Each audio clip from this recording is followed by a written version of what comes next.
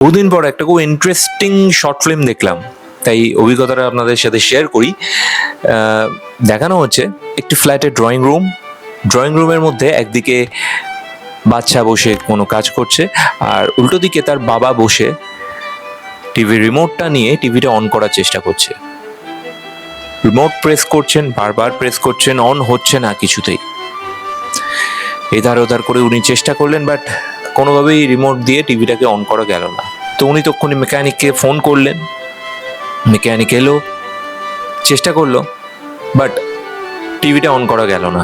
উনি টিভি খুলে উনি টিভিটাকে স্ক্রুগুলো খুলে কি সমস্যা হচ্ছে সেটা দেখার চেষ্টা করলেন। আর এখানেই গল্পের প্রথম টুইস্ট।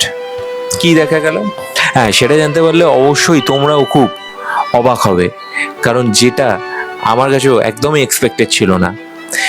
টিভিটা খোলা হলো পেছনটা, এবং খুলে যেটা দেখা গেল সেটা হলো টিভির মধ্যে অনেকগুলো খাবার, পাউরুটি, রুটির এমন কিছু টুকরো যা টিভির পেছনে জমে আছে, এবং তার জন্যই হয়তো টিভিটা খারাপ হয়ে গেছে এবং টিভিটা চলছে না।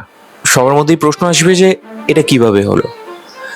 তো বাচ্চাটির বাবা এবং মা দুজনেই বাচ্চার দিকে তাকালেন এবং বুঝতে পারলেন যে তার ছেলেই হয়তো দুষ্টুমি করে কোনো কারণে খাবারটা টিভির মধ্যে পুড়ে দিয়েছে। কিন্তু এখানে গল্পের দ্বিতীয় টুইস্ট কি? কেন ছেলেটি যখন বলছে, বারবার জিজ্ঞেস করে যে কেন সে পাউরুটি বা খাবারের টুকরোগুলো টিভির মধ্যে ঢুকিয়ে দিয়েছিল। এই জায়গাটা জানলে আবার তোমরা অবাক হবে। সো কেন?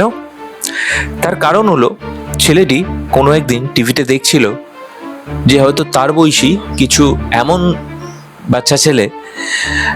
বাচ্চারা যারা ঠিকভাবে খেতে পায় না, অপুষ্টিতে ভুগছে, খুব রোগা, খাবারের জন্য তারা ভিক্ষা করছে।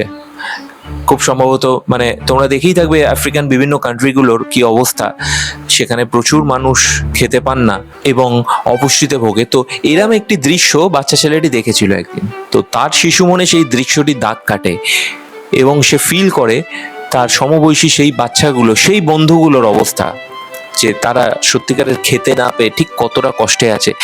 এবং সে তখন আর কিছু উপায় না পেয়ে তার শিশু মনে সে ভাবে যে তার ব্রেকফাস্টের থালা থেকে যদি রুটির টুকরোগুলো টিভিতে ঢুকিয়ে দেওয়া হয়, তাহলে হয়তো সেই বাচ্চাগুলোর মুখে পৌঁছে যেতে পারে। তাই সে সেই উদ্দেশ্য নিয়ে রুটির টুকরোগুলো টিভির মধ্যে ঢুকিয়ে দিয়েছিল। তো সত্যি এইটা দেখার পর সত্যিই চোখে জল চলে আসার মতো দৃশ্য। এবং যেটা ভালো সেটা হচ্ছে যে এটা শোনার পর তার বাবা মাও বাচ্চাটিকে অ্যাপ্রিসিয়েট করলো। এবং দেখতেই পাচ্ছ তোমরা, গল্পটা তো শুধু এখানেই শেষ, বাট এখানে আরো একটি ব্যাপার, সেটা না বলে যাওয়াটা উচিত না। সেটা হচ্ছে যে কেন আজকে সত্যিকারের এই থার্ড ওয়ার্ল্ড কান্ট্রিগুলো সত্যি থার্ড ওয়ার্ল্ডে রয়েছে এখনো। সেখানে মানুষ খেতে পায় না, সেখানে মানুষ অনেক গরিব, অপুষ্টিতে ভুগছে। এবং আফ্রিকার মতো একটি কান্ট্রি যেখানে ন্যাচারাল রিসোর্স পৃথিবীর মধ্যে হয়তো সব থেকে বেশি পরিমাণ জমে রয়েছে, তো সেখানে কেন এই অবস্থা? হ্যাঁ, ঠিকই ধরেছো, ইউরোপিয়ান বা পশ্চিমী দুনিয়া সেই সব দেশ যারা সারা বিশ্ব জুড়ে, সারা পৃথিবী জুড়ে, এমনকি আমাদের দেশ ভারতবর্ষ কলোনি করেছিল, সাম্রাজ্য করেছিল, তাদের অন্যায় অত্যাচারের জন্যই আজও আফ্রিকার মতন প্রাকৃতিক সম্পদে পূর্ণ দেশও গরিব এবং দারিদ্রতায় ভুগছে এবং চরমভাবে ভুগছে। যার জন্য সেখানে এত খুনোখুনি, মারামারি, এত টেররিজম, মানুষ এভাবে অনাহারে অপুষ্টিতে মারা যাচ্ছে। একটা জিনিস জানলে তোমরা অবাক হবে যে ফ্রান্সে হয়তো হিরে বা সোনার কোনো খনি নেই, বাট তাদের রিজার্ভে যে পরিমাণ সোনা বা হিরে এখনো রয়েছে তা আফ্রিকার সেই সব কান্ট্রির থেকে অনেক অনেক অনেক গুণ বেশি, যেসব কান্ট্রিগুলোয় প্রচুর পরিমাণ সোনা বা হীরের খনি রয়েছে।